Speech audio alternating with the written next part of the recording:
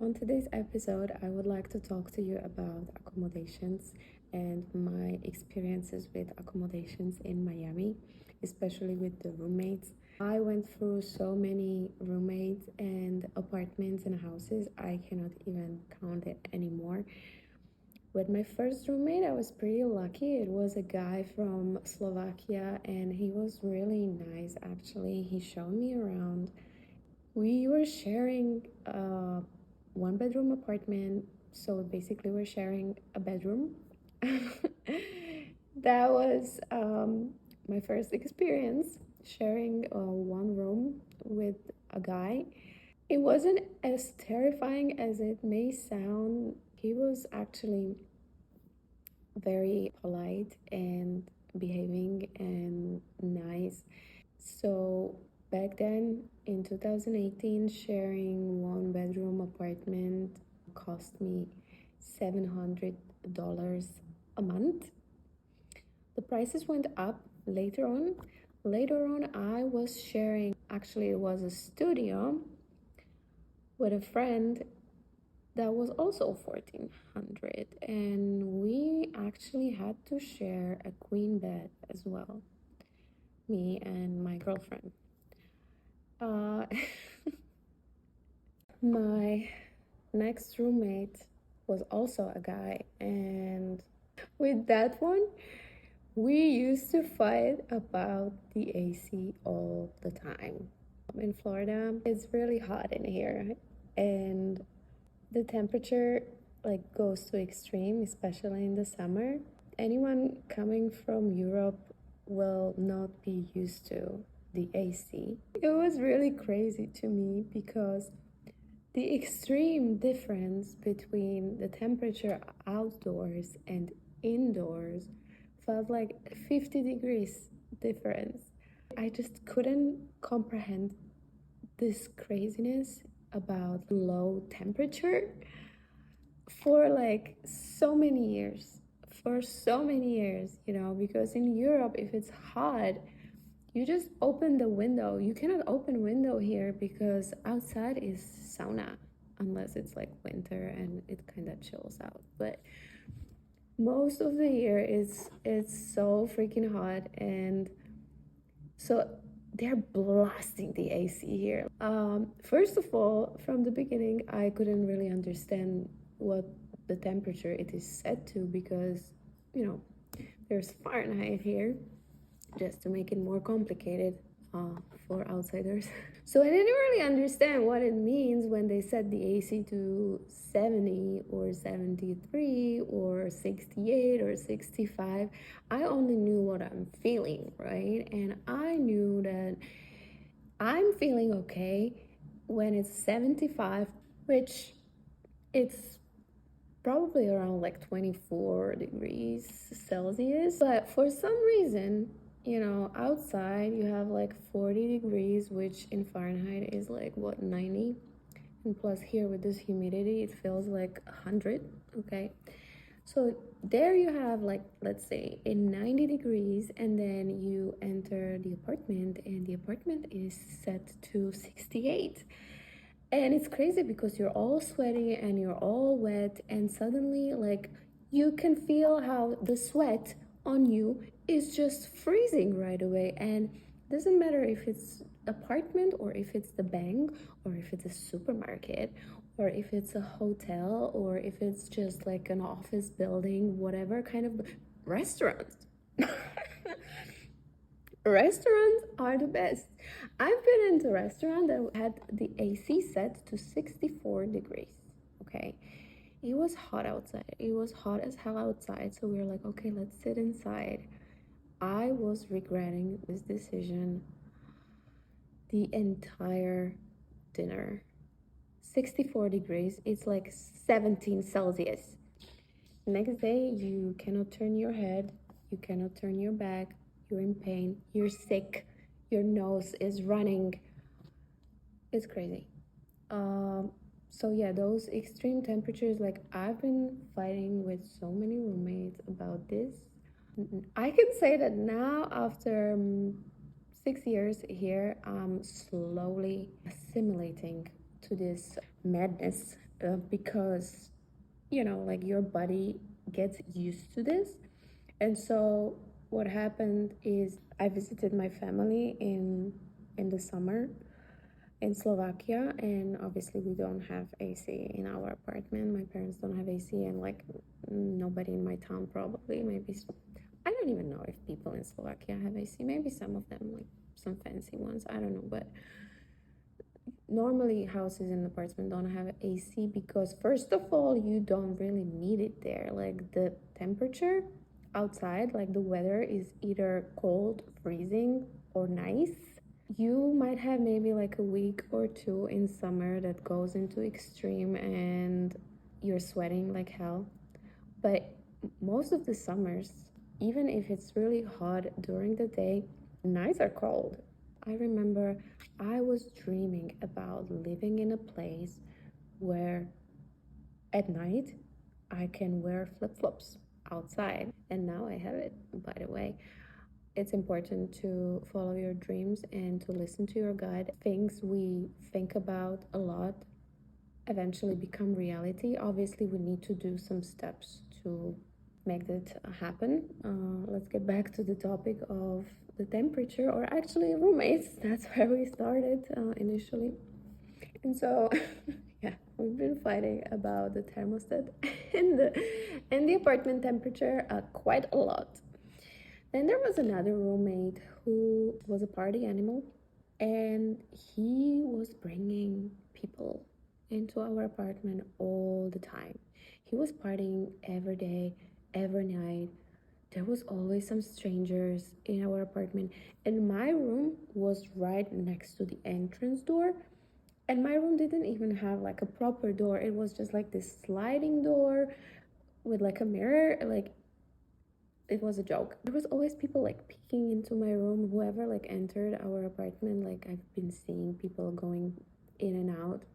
And that wouldn't be like the biggest problem. The problem was that this guy like was loud as fuck. He was loud as hell with his friends. They were like blasting the music and like laughing on the balcony and drinking and getting ready and going out and partying. I told him like several times, can you like bring the volume down? Can you be a little bit understanding? Because I had to wake up early, and so he didn't really give a damn about my sleep.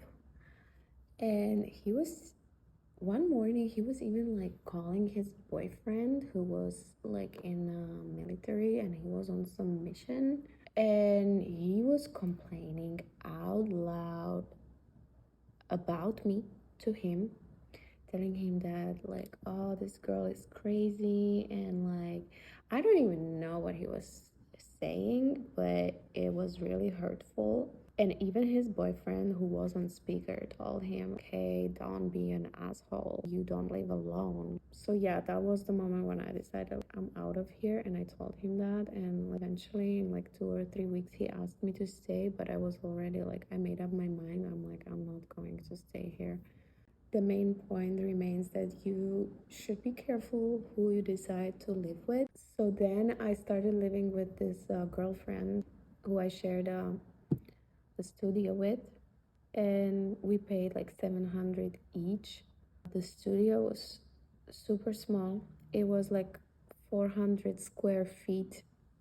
I have no idea how many square meters that is, but I'm pretty sure it will not be an impressive number. It was so small. It was infested with roaches. We had so many roaches, and we were spraying them, and we called the pest company, but they would always find their way back. I don't know if it's because we lived on the ground floor or because the building was like 100 years old. It was built like in 1920. And so I don't know what was going on, because like we've been really clean girls, and I was always making sure we don't leave like any food outside or anything, but the roaches, like, they always come back. And one night I even woke up with a roach like crawling on my face, and that was the worst terror I have ever experienced in my life. I woke up feeling something on my face. So I'm sorry, I just did like this, and I woke up and I still felt that sensation on my cheek, right? And I'm like, was this a dream or why am I feeling stuff on my face? And so I got up, I turned on the light, and I've seen a roach big like this on my pillow.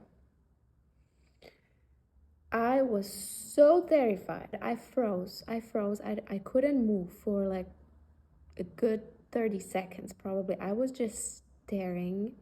I felt as if someone like pointed a gun at me. Like the amount of terror I felt like my heart is going to like jump out of my body. I'm not kidding you. And obviously I killed it. So that was another great experience. But I mean, besides roaches, it was a great time with my roommate. I feel like that was the craziest part of my life in Miami, because we used to party a lot and go out and have fun, and it was a lot of girls' time. My next accommodation was slightly better, so I've been advancing. In my next place, I was paying 1100 for the room in a 2-bedroom apartment. But since COVID, the prices in Miami skyrocketed. The reason is that people started working remotely, so they decided to move to Miami, because Miami never really shut down fully. People were still going out, there were still things happening around. I consider myself extremely lucky being located in Miami during COVID. I felt like all the world is going crazy except Miami. I mean, obviously we had restrictions and all that, but it still felt like you can live life. The weather helps so much, you know, when you have sun, and you can still go cycling. It's my cat again.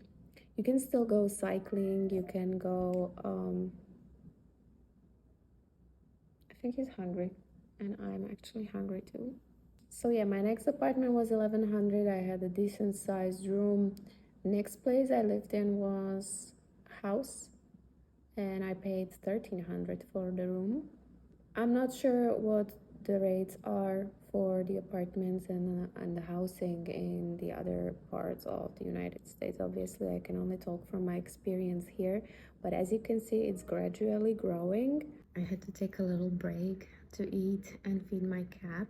So let's get back to the topic of the prices. Miami at the moment is the most expensive city to live in when you take into consideration the salaries versus the rents. Another funny story I have with the roommate, it's not even funny, it's actually sad, is that I had one roommate who used to eat my food all the time.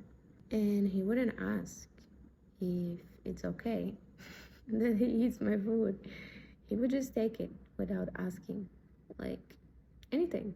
I was never eating his food, and not only he never asked, he would never replenish. He would even eat the last thing that I had, right? So one time I had like a last beer in the fridge that I was planning to take with me to go to the beach, and I found out that he drank it.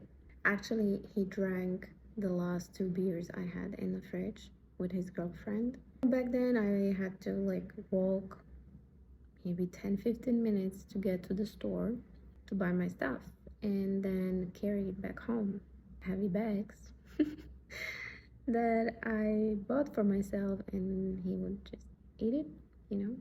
And when I asked him to buy it again, he would buy a completely different thing. So let's say I had Corona beer, he would buy a different brand of the beer. Then I had a roommate who was smoking inside of the apartment. That wasn't in America though. I had this roommate in Malta. But it was really frustrating, honestly.